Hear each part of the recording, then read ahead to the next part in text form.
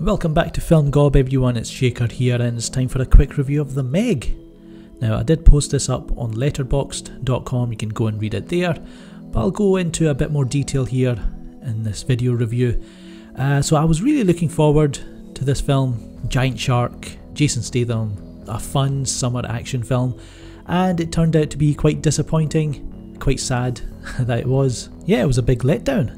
So the story is, after escaping an attack by what he claims was a 70-foot shark, Jonas Taylor, played by Statham, must confront his fears to save those trapped in a sunken submersible. So it's a shame that the first half of this film, that's directed by Jon Turteltaub, the first half of the movie is bland, like made for TV mystery that focuses more on a rescue mission than the megalodon itself. Now I hate to use this phrase, but the film takes itself too seriously.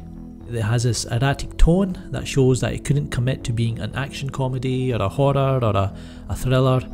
It ends up being painfully unfunny with a few scares. The good action scenes, you know, the shark scenes, the action is quite good, handled quite well. But even then, those scenes are smothered, held back by poor pacing and cliche melodrama. The cast performances aren't much better. You've got Bingbing Lee, she's a Chinese actress, and she almost looks as if she's never acted before.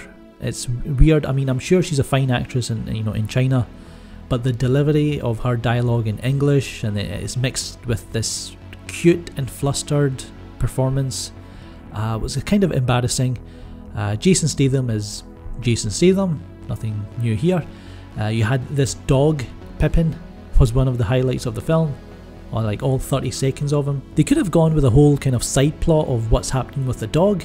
You get a rescue helicopter come in, they see the devastation, they're like, oh, but there's a dog down there, let's save the dog. And then the shark comes and the dog is jumping all over the place trying to avoid the shark. Could have been fun, right?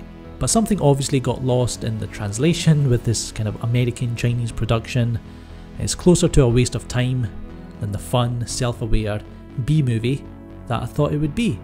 Now it turns out that Jason Statham, he's not happy with the final cut of the film. He was expecting the film to be a bit more violent, a bit more gore. You go, where's the effing blood? It's like there's a shark. He said Jon Turteltaub's interpretation of this is a fun end of summer movie. It's full of humour. It's a little bit more directed to a different taste of what my own is in terms of I like more gory adult stuff. I'm a lot older, but I can't speak for what this film could possibly speak to a younger audience. So there you go guys, that's what I thought about the MEG. A bit boring, a disappointment. Somehow, this movie is being played in IMAX cinemas. Definitely do not go and spend more money than you need to watching this in IMAX. I don't know how it got a release there. The other day I was watching Deep Blue Sea. I had never watched this film. It came out like almost 20 years ago. I kind of knew of it, but it's got Thomas Jane, Samuel L. Jackson, LL Cool J.